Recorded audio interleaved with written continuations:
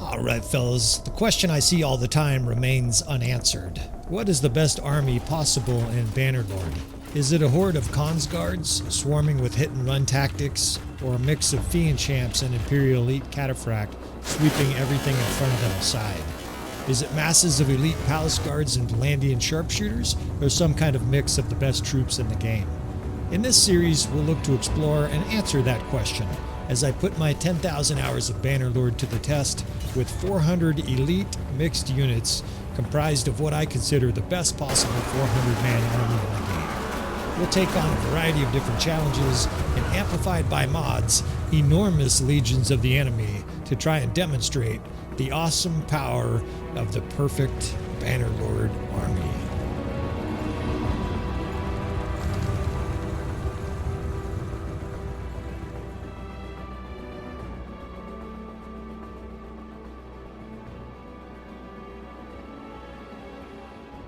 All right, friends, welcome back again to the episode of Tactical Enlightenment. Now, before this episode gets too deep, I want to show you some of the main characters of this mini-series. Of course, this is a side branch of a mini-series. Hugh the Hammer is our main protagonist here. This gigantic Arabic hammer-wielding mofo is decked out in some of the best armor in all the game. That, in addition to outstanding banners, means this guy has extraordinary survivability in battle. Here is his hammer, 97 speed with 115 length. It might seem strange for you to see a character that's using a hammer, but there's a very good reason for that, and all you need to do is observe the guy in action. Now, in addition to this hammer that's very fast and has good length, he's also very, very fast because he has 330 athleticism. This means he has extra hit points. This means that he moves around the battlefield as fast as anybody else on the battlefield. You give this guy great armor, an incredibly fast hammer, and the experience I have in hundreds, maybe thousands of Bannerlord battles. And well, this is the results you see. This was just a trial battle that we had a little bit before we started recording this main episode today. And as you can see, on his own, he pretty much makes small army divisions wilt and get broken to the ground. He's just an absolute beast. And in all my different Bannerlord characters, this is probably the most strongest singular character. He's extremely difficult to kill. He mauls everything. The enemy just goes flying all over the place as they get crushed. And his hammers swing so fast, the enemy's dead before they realize it. Now, I want to show you a few more characters here. This is one of our archers, Carried of the Waste, and we'll show you some of their stats as well. But most of these companions have custom weapons, right? This means these are extraordinarily powerful units. If it's not custom weapons, you can bet they're going to be legendary. This guy's decked out with all kinds of legendary gear and high-end armor. This is another one of our critical archers. In addition to a savage custom polearm, he has an outstanding bow, legendary arrows, legendary Brigadin overmail. These guys are just completely decked out in some of the best gear possible, right? So this guy is a mass murderer. On top of that, this is one of the sons of the original companion of the Asteroid campaign, and because of that, he has over 330 bow skill, which should be normally a hard cap. He exceeds that cap. This guy's another good example of just a beast, and of course with elite equipment. Now I want to show you some of these character specs very briefly, saying this is that archer, right? Even 10, 9, and 10. These guys are designed to be killers on the battlefield, 330 athleticism, and you can see the bow skill there is actually uncapped, despite the fact that he still has an attribute point missing there. Let's see, show you a few more here.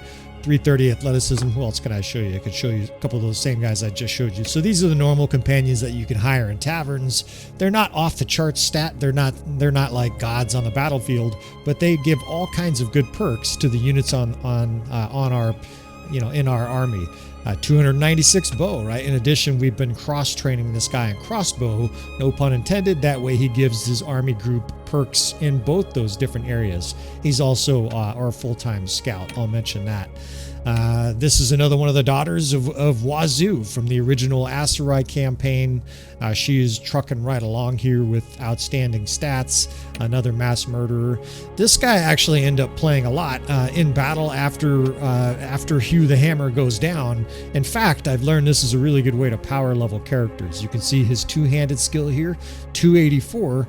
And one of the things I've done is learned that you, of course, control your captains, your companions much better than the AI does. And one of the best ways to power level them is to simply take over their body, right? With the benefit of the RTS mod, many battles where we were just power leveling our units here, what I would do is I would barrel in aggressively with Hugh the Hammer, not too concerned about losing most of the time. Of course, we were heavily favored most of the time I did this. And what I would do is essentially quasi-suicide, with the idea being, look, if Hugh the Hammer goes down, no big loss, right? Because we have the RTS mod loaded. In fact, it's actually a big gain. You might even say it's an exploit.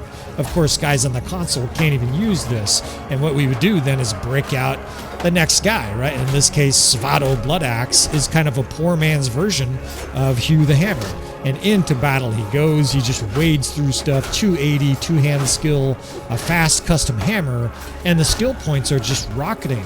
Of course, you could do this with archers and siege. Obviously, I know you guys on the console are gritting your teeth right now. All I can say is for you players on the PC with the RTS mod, this is clearly an option for you to use to power level some of your companions. And it helps a lot. Not only do these guys butcher units on the battlefield, but of course they deliver incredible perks in the pre-battle captain menu. Now this is a battle here. Yeah, I was pretty sure I showed his stats. You can see in this one battle, he added 4 points to two-handed, 6 to athleticism, and some to throwing. This is how you develop a beast army.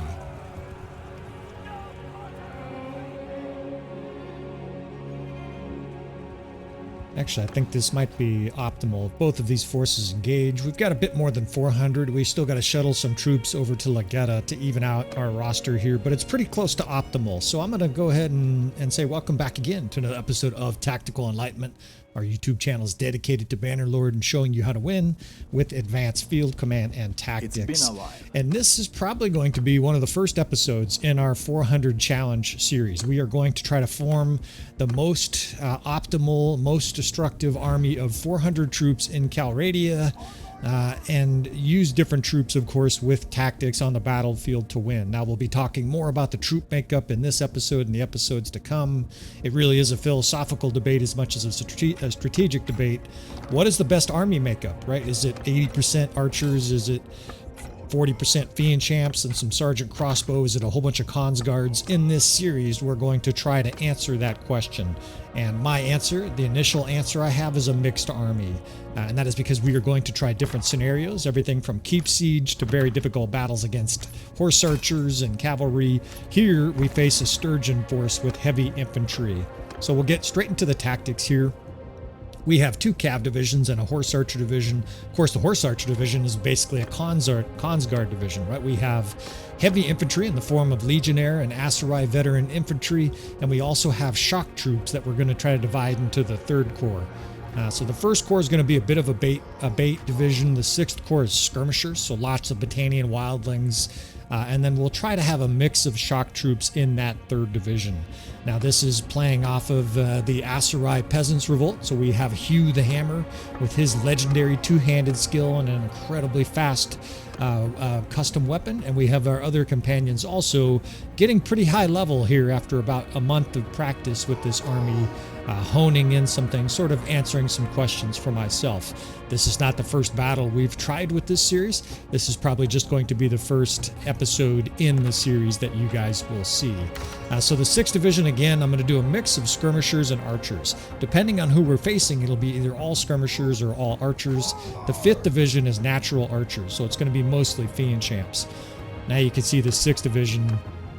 We got to do a little bit of tinkering with this so that it ends up being mostly wildlings, kind of like that, right? We want more wildlings in our 6th Division to act as a skirmisher division. Fian Champs and wildlings makes for a devastating division. I gotta keep configuring this. Once we get this configured, this first episode, it should be consistent the rest of the way. But for this episode, I need to do this and set this up correctly so that it works, but also so I can explain it. So heavy infantry in the first, they will square if we're trapped or we need them to play defense. The third is shock troops. The second is cavalry. The eighth is Jav Cav, and I want the eighth to be an attacking Cav division. The seventh, of course, is basically a Khans Archer division, right? The whole Khans Guard, the whole 7th Corps is Khans Guard, and then of course the 8th is going to have some of our elite nobles in it as well.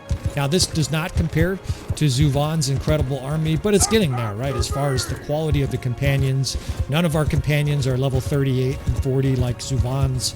Zuvan, the previous 300 series, anybody familiar with that series, we had a higher level initial character than this and also higher level companions. However, this force is going to continue to get stronger here. We have turned the death for all mod down considerably so we don't suffer huge losses in this series, and then for the other campaigns we will simply toggle that back up.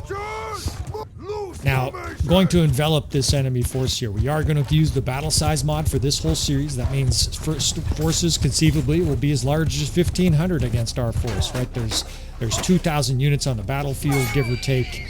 Cavalry counts, so with our cavalry here, in other words, a cavalryman counts as 2 units for the sake of the battle size mod. That means the enemy is going to have around 1,500 troops in most battles here, and I think that's a pretty good estimate for how many forces the Sturgeons have here. They, as often the case, they have an infantry-heavy army here, and at this stage it's probably a mix of quality and scrubs because we do have the StrengthenAI mod turned on. We did turn down Noble Strength from the 400 or 500 hit points insanity of the Asteroid campaign. That's because we don't need to have enemy horses absolutely one-shotting our Fian Champs and whatnot. The Nemesis units are not part of this campaign. If you don't know what any of that means, that's alright, right? These are campaigns that fans of the channel know more about. For your purposes, know that this is pretty close to vanilla Bannerlord with a couple exceptions. First, our smithing has been artificially enhanced because I did not want to go through the grind of smithing, so a little bit of a perk for us there. And also, the enemy is using the StrengthenAI mod, which means, and this is great for the series, we're going to face gigantic armies, conceivably as large as 3,000 or 4,000, right? Maybe even more at siege as multiple armies attack a single location. Now here for tactics, right, we, of course, many of the fans of the channel know we are just simply opening up the middle here in a kill box. We are putting the crossbow division and infantry divisions over here to our left. We're trying to protect them with this cav division, the 2nd division. You see the enemy is jockeying back and forth with horse archers here. And on the other side, we will have the 6th Corps, 7th Horse Archers, and 8th Corps to counter any cav charges over there. In the middle, we have the 1st Division Archers, and they will be just sort of rapidly backing up as the enemy pours in. It is indeed a classic kill box, one of the tactics that we have really honed in on the channel and have strove to teach people in Bannerlord. Definitely one of the most devastating tactics in the game, and this force of 2,000 Sturgeons really doesn't have much chance. It's a matter of whether or not they give us a good fight or not. We're going to win this battle. We'll just kill the suspense. With that said, right, we're not going to save scum in this series. You will probably see some losses as we try to take on insanely difficult challenges here, and in most situations, it's going to be a one-shot take. In other words, the attempt you see wasn't the 7th or 8th time we tried something. If that is the case, if it's the 3rd or 4th time that we have a successful battle, I will tell you that. But for the most part, we are going to fight these once and move on. Because a lot of guys express interest in seeing sometimes when we have a difficult time and what I learned from that encounter.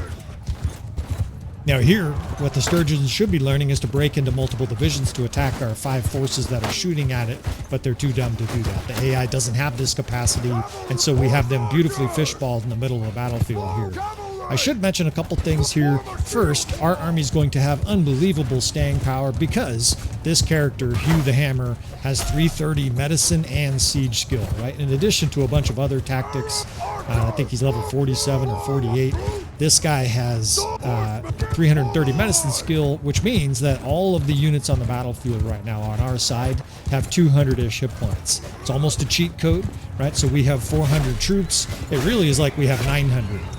All of our units are just much, much harder to kill. On top of that, we have all kinds of elite companions, giving them perks, captain bonuses, banner bonuses. It's just we're utilizing every single advantage we can here to take on this force. I think it will be fun to try, if I can come back and remember to save scum this and auto-resolve, and or just have the AI charge and have a quick edited result of that. It'll be interesting to see what happens here. Again, the enemy has about 2,000 forces, a little more than 2,000 forces, and I don't think they have any chance here. Just softening them up at range. We've got our 5th archers back here just firing away. Of course, we have Fian Champs. Any elite army, and I'll talk a little bit about the essentials of this army, some of my ideas and concepts for this army. Any elite army in Bannerlord is going to have Fian Champs, are going to have Cons Guards. There's some guys who would say just have, 150 of each and dominate everything. I don't actually think that's the most effective army in Bannerlord. It might be against a cavalry, or excuse me, an infantry army like this, but against a cavalry army, it's not going to work very well. Your Fian Champs will be interrupted the whole time. Here, we have the capacity to change tactics depending on who we're facing. This army should excel in everything. Siege, open field, horse archers against infantry, cavalry, etc. And that is the idea here. In Bannerlord, you're never running around facing the exact same type of army all the time, and so any kind of argument to what is the best overall type of an army in Bannerlord must include the caveat or qualifying statement in all scenarios, right? If you're just saying what's the best army to face horse archers, right, I would say 450 Imperial Sergeant Crossbow or something like that, right? Fian Champs, you would just crush everything. Incidentally, it's really strange. I've posted numerous different examples. Fian Champs destroy Cons Guards as long as you know what you're doing.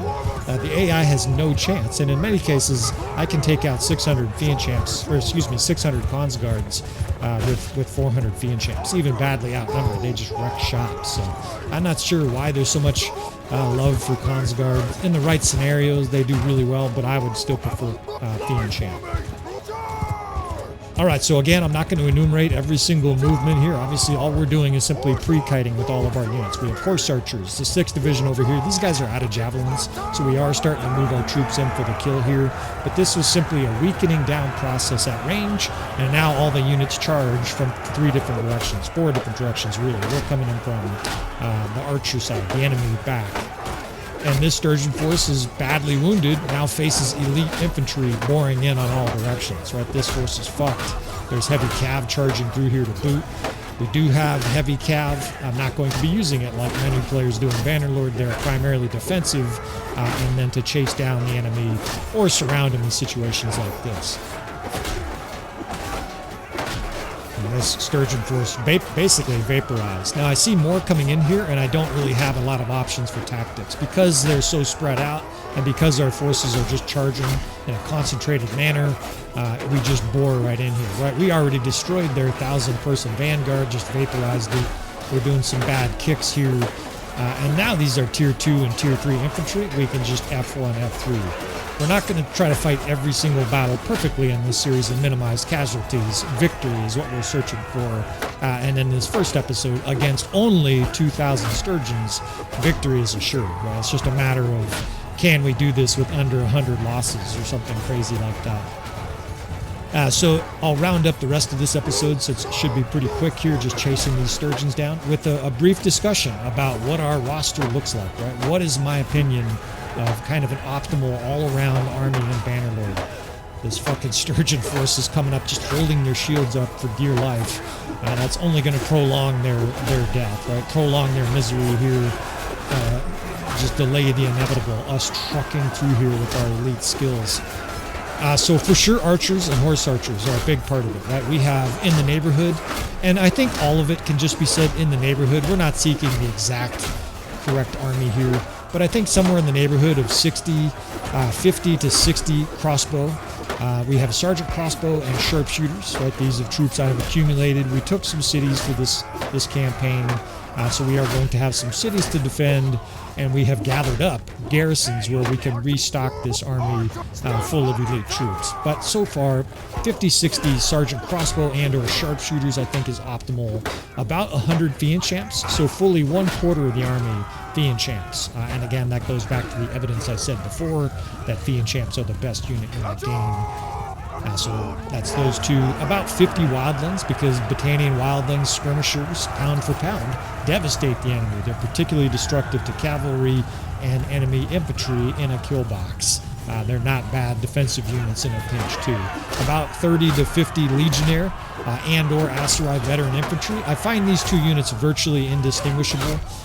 Overall, I think they are about similar quality. The Aserai veteran infantry is more versatile, and the legionnaire is the best overall pound-for-pound infantry in the game.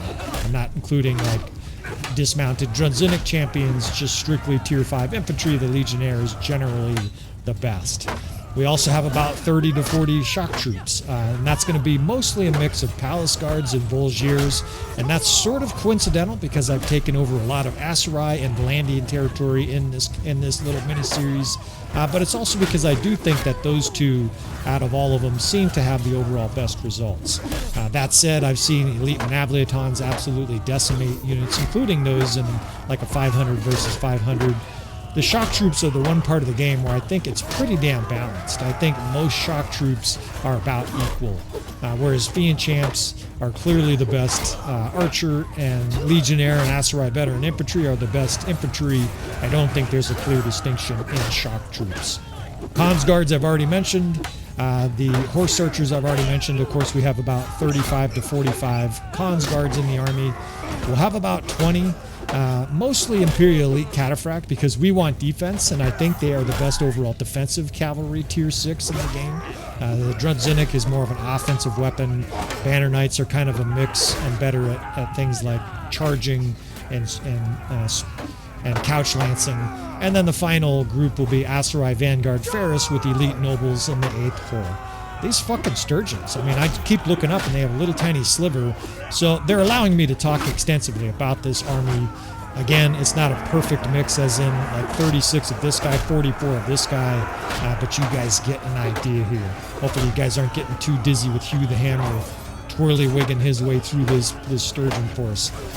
Now, we're using normal player damage, but his armor is elite. Of course, in the Aserai Bandit playthrough, he had very ghetto armor. Now we've stacked him up with some incredibly elite armor, and I talked about having this side series as part of one of these episodes. For the record, we won't be using any of the My Little Warband troops. They are present in this battlefield map, or at least in this campaign, but we won't be using them except perhaps by accident. We may face some that the enemy has. Alright, that non-stop 20-minute ass whipping there, or 15-minute ass whipping there, concludes episode 1, right? 1,500 sturgeons simply cast aside like a fucking bad bag of grocery produce. 53 losses and 2,000 kills. Like, this is an exemplary start for this army, but we knew this was going to be the case. This army certainly won't be slowed down by a force of 2,000. How big of a force can we destroy? We shall see in this series. And of course, in the 300 series, we maxed out at a little bit less than 3,000. Anything more than 3,000 consistently gave us a hard time.